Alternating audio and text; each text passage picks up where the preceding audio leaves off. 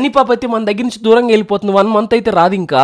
నేనైతే ముందర రోజు నైట్ ఒక మ్యారేజ్కి వెళ్ళేసి వచ్చి నిద్రపోతాను అనమాట. లేదు సండే కదా, ఆఫీస్ వర్క్ కూడా లేదని చెప్పి నాకు చెప్పకుండానే వీళ్ళందరూ జంప్ అయిపోవడానికి అయితే ప్లాన్ చేశారు బెంగళూరుకి. వెళ్ళిపోవడానికి గల రీజన్ ఏంటో తెలుసా? నేను లేకుండా ఎట్టుంటావు కానీ బాగైందా? నేను లేకుండా ఎలా ఉంటావు చిన్ని? మనశ్శాంతిగా ఉంటా. నువ్వు నన్ను మిస్ అవుతావు పేదమ్మా. నిన్ను మిస్ అవ్వడం తప్పక నాకు ఇంకేం పని లేదా? వీళ్ళందరూ నాతో ఇంత రూడ్గా ఉండడానికి గల కారణం ఎవరో కాదనమాట, నేను చేసే తీట పనులు, కోతేశాలే. వచ్చేట్లు వచ్చినాయి మళ్ళీ ఫ్రూట్స్ ఏమైనా తెచ్చిన. లక్కీ నీ డ్రైర్ మనం లక్కీ నాకు ఇస్తా. ఈసారి డ్రై ఫ్రూట్స్ ఎక్స్పెక్ట్ చేశా మినిమం.